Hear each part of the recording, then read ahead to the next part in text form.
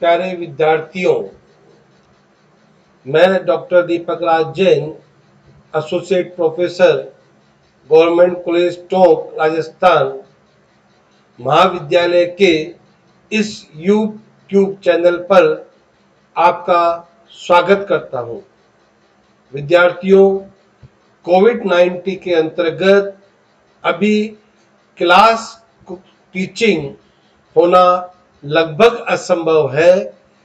इसी उद्देश्य को ध्यान में रखते हुए महाविद्यालय ने यूट्यूब चैनल बनाया है, जिसमें सभी व्याख्यातागण अपने अपने विषय में व्याख्यान आपकी सुविधा के लिए प्रसारित करेंगे, जो कि आपकी कक्षा के सिलेबस के अनुसार होगा।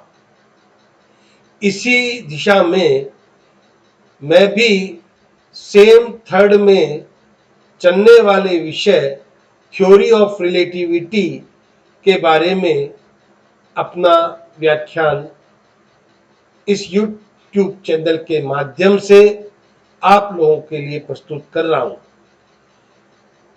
मित्रों, हम थ्योरी ऑफ रिलेटिविटी को सीधे सीधे शब्दों में समझें तो रिलेटिव का मतलब होता है सापेक्ष और थ्योरी का मतलब सिद्धांत। तो ये एक तरीके से सापेक्षता सिद्धांत है। इस सिद्धांत में वस्तु या प्राणी की गतिविधि को किसी अन्य वस्तु या प्राणी के सापेक्ष दृष्टि से देखा जाता है। थ्योरी ऑफ रिलेटिविटी का नाम सबसे पहले महान वैज्ञानिक मैक्स प्लैंक ने दिया। मैं सबसे पहले आपको थ्योरी ऑफ रिलेटिविटी की आवश्यकता क्यों पड़ी, उसके बारे में इंट्रोडक्शन के माध्यम से आपको बताने की कोशिश करता हूं। हम सभी जानते हैं 19वीं शताब्दी में भौतिकी का विकास न्यूटन पद्धति सिद्धांतों के अनुसार हो रहा था। प्रत्येक नए आविष्कार अथवा प्रायोगिक फल को इन सिद्धांतों के दृष्टिकोण से देखा जाता था और यदि आवश्यकता पड़ती तो नई परिकल्पनाएं बनाई जाती थी। ऐसी ही परिकल्पना में एक परिकल्पना ईथर की दी गई और उसे एक विशिष्ट स्थान दिया गया। ईथर का अस्तित्व की कल्पना करने के पीछे दो प्रमुख कारण थे। पहला कारण था विद्युत चुंबकीय तरंगों के कंपन का एक स्थान से दूसरे स्थान तक प्रसरण होने के लिए किसी माध्यम की आवश्यकता होनी चाहिए और वो माध्यम ईथर कहा गया। दूसरा कारण था यांत्रिकी में न्यूटन के गति विषयक समीकरणों के लिए और जिस पार्श्वभूमि पर ये समीकरण आधारित थे उनके लिए भी एक प्रामाणिक निर्देशांक की आवश्यकता थी। उसे भी ईथर के रूप में समझाया गया और क्योंकि उस समय न्यूटन एक महान वैज्ञानिक थे तो ईथर की कल्पना की गई और ईथर को सर्वव्यापी समझा गया। संपूर्ण दिशाओं में तथा पिंडों में भी उसका अस्तित्व माना गया। इस स्थिर ईथर में यह कल्पना की गई कि बिना किसी प्रतिरोध के पिंड भ्रमण करता है और प्रकाश की गति को भी, जो प्रकाश की गति अंतरिक्ष से हमारे पास आ रही है, उसको भी इस ईथर के माध्यम से ही समझाया गया कि वो हमारे पास इस माध्यम के अंतर्गत आ रही है। ऐसी कल्पनाएं उस समय की गई और इसको निरपेक्ष मानक समझा गया, जिसके अंतर्गत वेग, त्वरण, बल सभी को डिफाइन किया गया। इसी माध्यम के अस्तित्व को जांचने के लिए माइकेल सन मार्ले नामक वैज्ञानिक ने एक प्रयोग किया कि पृथ्वी सूर्य की परिक्रमा ईथर के सापेक्ष जिस गति से करती है उस गति का मापन किया जाए। लेकिन इस प्रयोग का उद्देश्य रखते हुए जब उन्होंने प्रयोग किया तो वे असफल रहे। उनको उस गति का यथार्थ मापन नहीं हो पाया। इसका मतलब यह अनुमान निकाला गया कि ईथर के सापेक्ष पृथ्वी की गति शून्य है, जबकि पृथ्वी निरंतर गति कर रही है। तो यह समझा गया कि क्या ईथर की कल्पना असत्य है, क्या इसका कोई अस्तित्व नहीं है, गति केवल सापेक्षी हो सकती है। ये सब क्वेश्चन उठने लगे। 20वीं शताब्दी में फ्रेंच के महान वैज्ञानिक एच पाइनेकारी ने इस कल्पना के लिए एक परिनियम प्रस्तुत किया कि भौतिकी के नियम ऐसे स्वरूप में व्यक्त होने चाहिए कि वे किसी भी देखने वाले के लिए वास्तविक हो।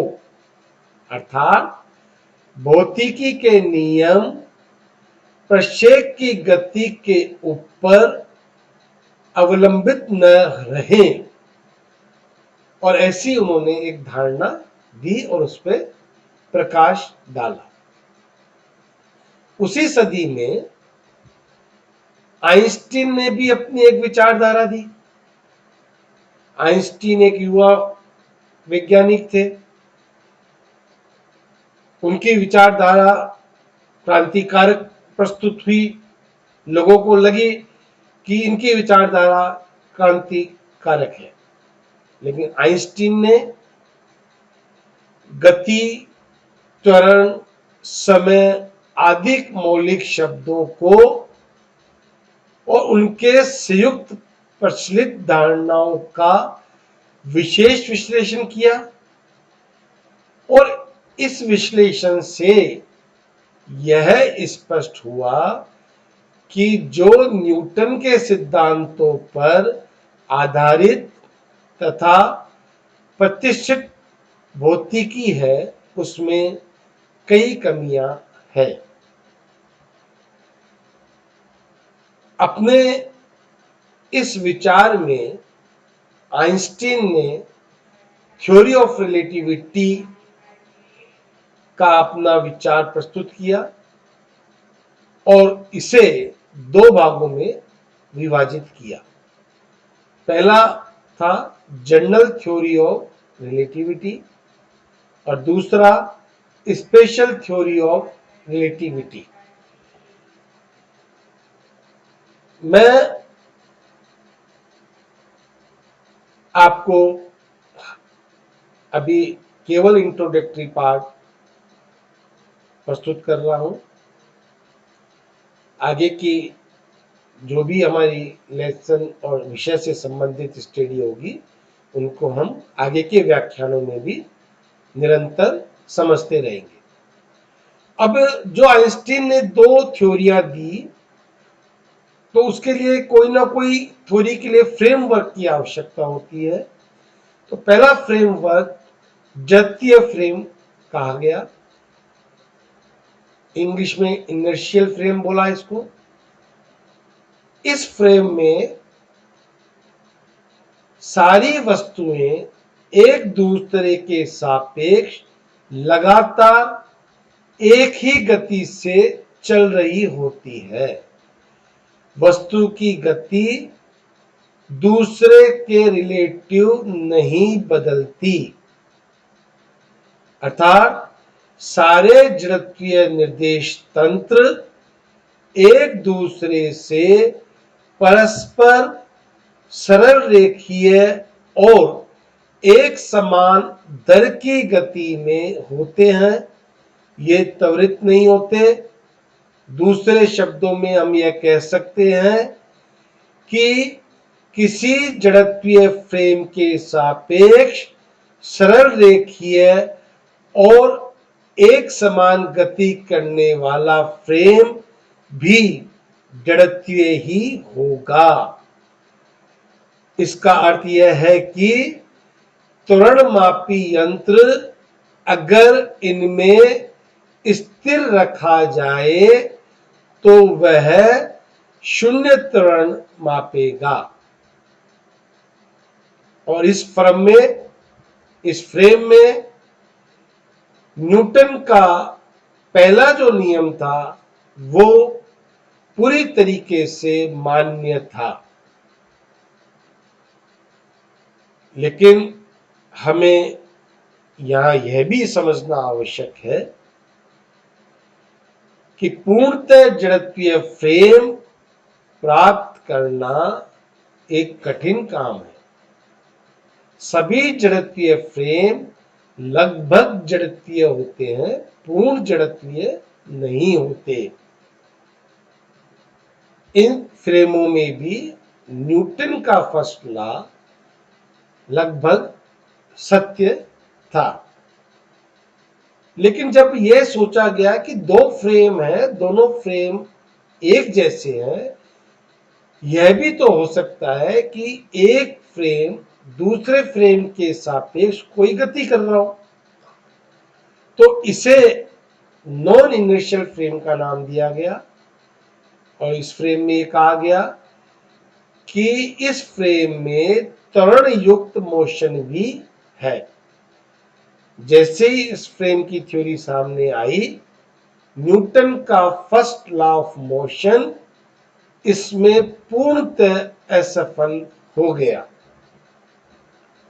ये मैंने यहाँ पे एक डायग्राम के मार्फत आपको समझाया भी है, इसको आप समझें।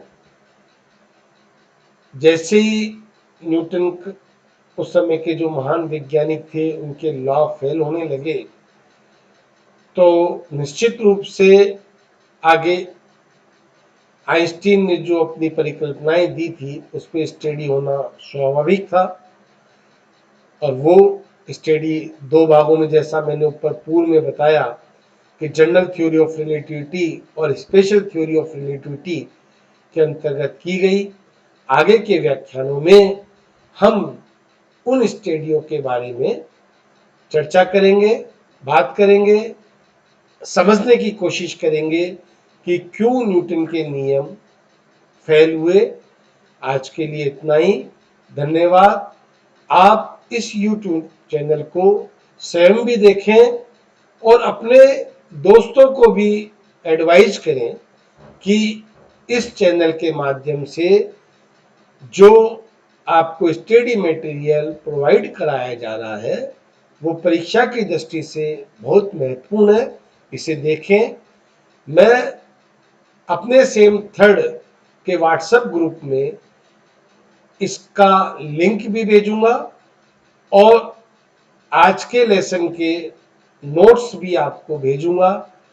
जो विद्यार्थी दूसरे महाविद्यालय के हैं उन्हें भी आप, अगर वो आपके संपर्क में हो तो उन्हें वो लिंक और स्टडी मटेरियल अवश्य शेयर करें, जिससे अधिक से अधिक विद्यार्थियों का लाभ हो सके। एक बार पुनः धन्यवाद। आप घर पे रहें, सुरक्षित रहें, स्वस्थ रहें, इन्हीं कामनाओं के साथ धन्यवाद।